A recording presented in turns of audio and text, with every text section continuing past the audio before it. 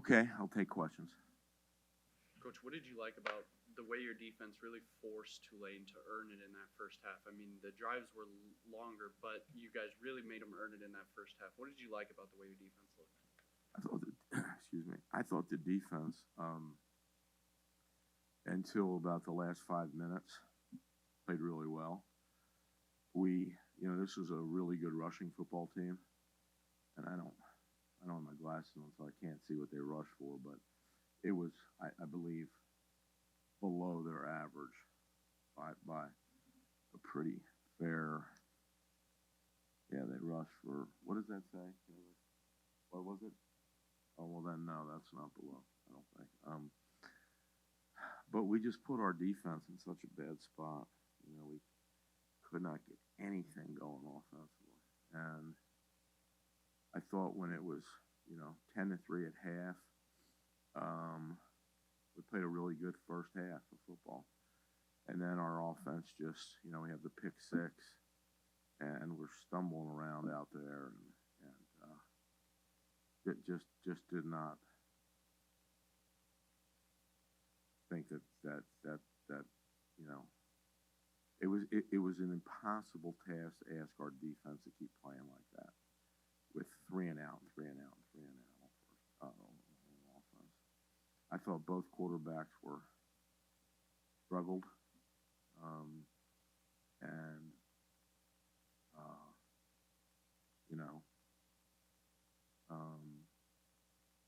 I think we ran the ball okay. Can you see what that is?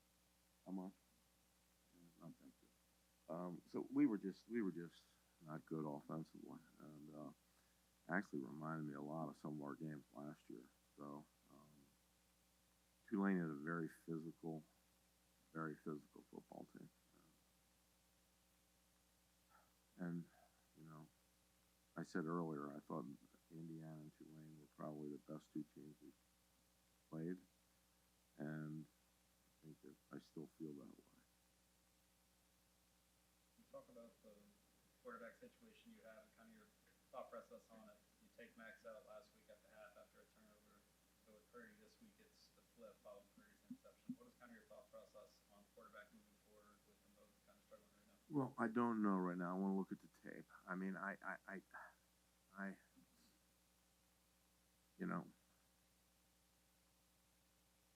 when you've been doing this as long as I have, you can tell how a guy's going to play by the way he practices. Deshaun did not have a great week, and I felt like, and I said that to his quarterback coach, who was the offensive coordinator, and I felt like he was a little jittery, right? And I think he kind of played that way. So I took him out because he's a young, talented kid, and I just didn't want to see him continue. It was time to cut our losses with him at that point, in my opinion, and just put Max in and see if he could do something. And he did not play very well either. But that's my thinking on it. Bill, specifically the secondary play, they were 11 of 16 on third down. A lot of those passes were just like simple comeback routes and stuff like that. The corners seemed to not be able to pick up on. So how do you think the secondary responded in the second half and will respond going forward? I don't think the secondary's played well all year. But part of that is we haven't gotten a pass rush. And, you can't, I mean, it's a two-part game, right? You got to be able to put pressure on a quarterback without blitzing every play. And then, the secondary, I think we've gotten improved play with Mordecai and JQ, certainly at the safety position, the star position. And I think those guys, I think Mordecai, JQ, and Ali have played well. Our corner play has not been great. Just you don't really have a big margin for error, especially on scoring, potential scoring plays. And I can't remember if it was the first or second quarter, but Omega gets the pass interference, and then he has I guess, the unnecessary roughness or the No, it was just a cheap shot, is what it was. Yeah. about that and how that kind Yeah, of it cost us more than likely a touchdown. And do you remember what the score of the game was at that point? 10-3. Yeah, it really cost us. It was a selfish, very immature play by a kid that should know better. Decision early in the action, trailing Say that one more time. 3-0 early in the game. You guys elected to go for it on 4th and 2 from their 24. I know the analytics say go in that situation, but we were just talking about that decision. Yeah, we went with the analytics on that. We were moving the ball. We felt like we kind of had them. My feeling was, look, they've blown everybody out pretty much, and we were stuffing their run, and we held them to 3 points, and then we start going down the field on them, and I thought we had some momentum, and so look, we didn't come to, we came to try to win, and I would definitely have made the call again.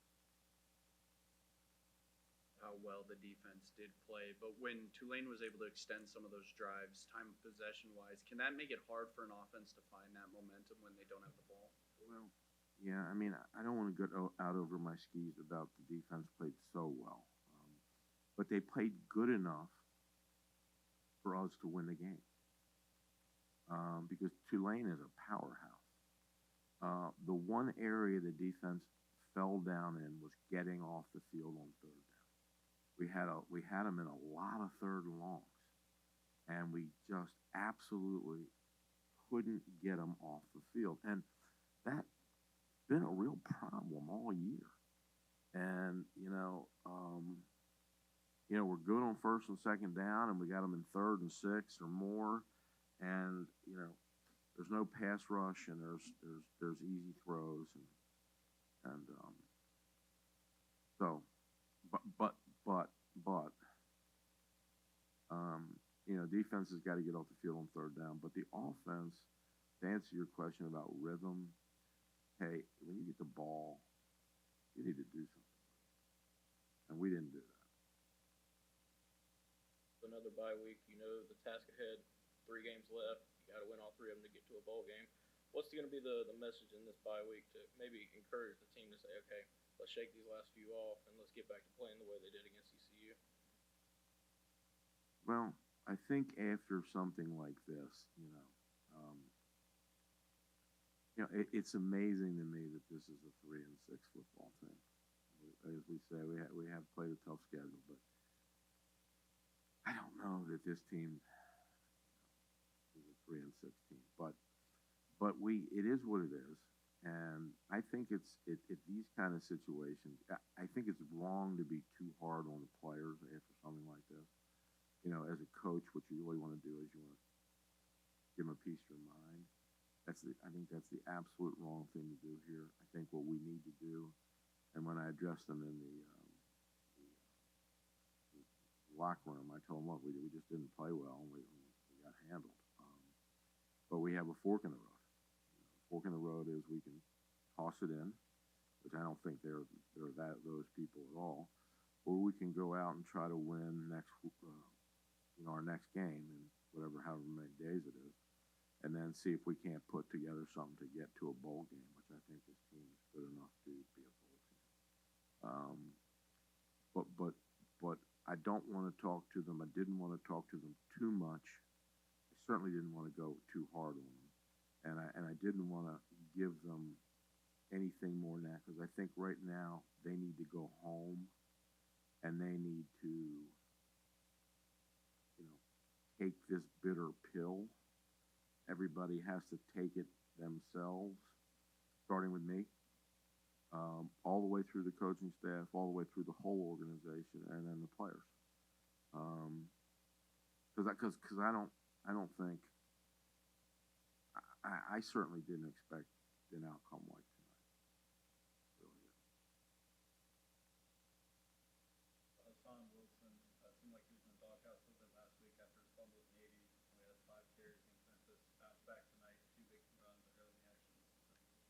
Yeah, I thought his first run that he broke, I thought that was a touch. I thought he was going to score. I don't even know what happened, if he tripped over somebody or somebody reached out and grabbed him.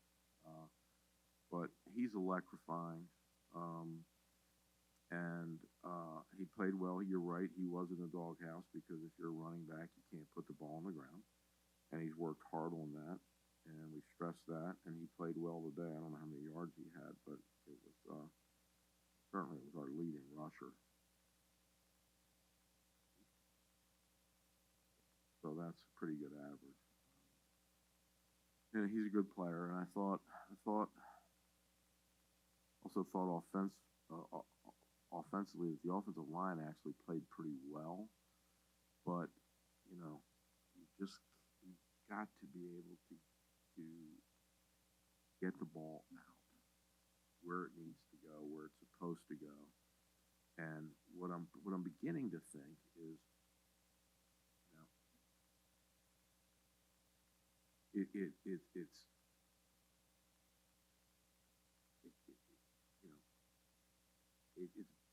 almost better to be the reliever on this team right now.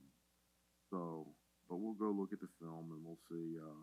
They're pretty heartbroken downstairs, and I'm glad they are, because I am, and everybody else is. And if they're not, when they stop being heartbroken, that's when you need to roll the sidewalks up. So,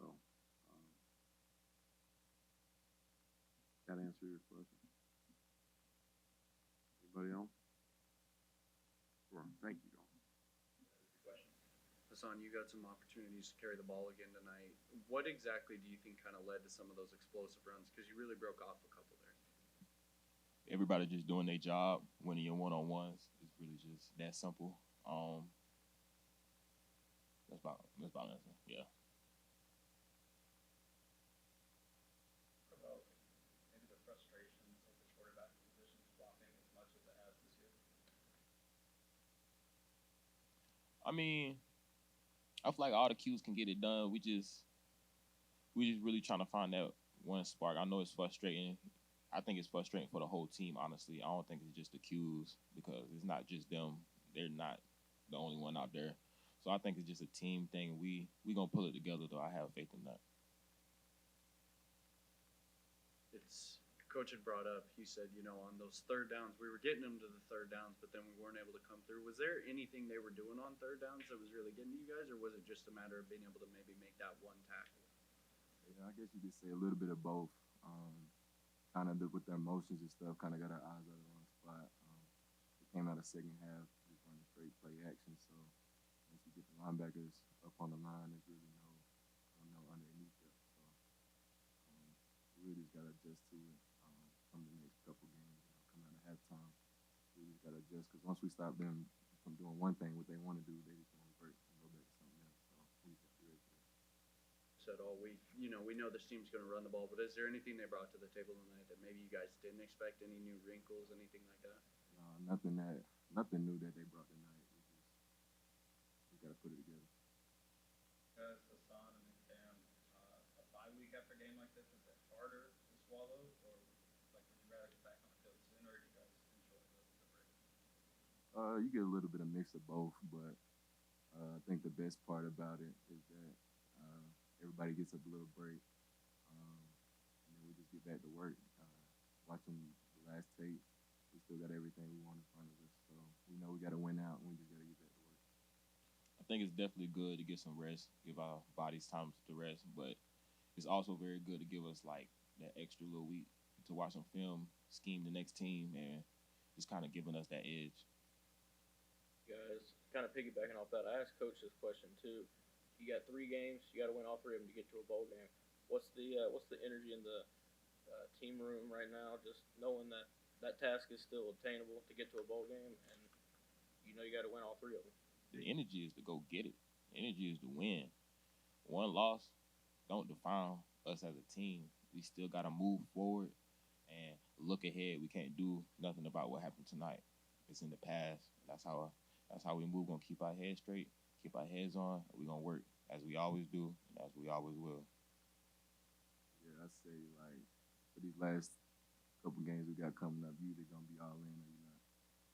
So always do it for these teams. That's how I feel. Both of you guys, this last 3-game stretch was probably the hardest 3-game stretch of your guys' schedule. What do you feel like you learned about this team during those, games against some of these really good teams in the conference and, even in the country? Because I feel like out of all these games, we know who we can be. We proved what we can do. And it's just like when it's not going for us, it's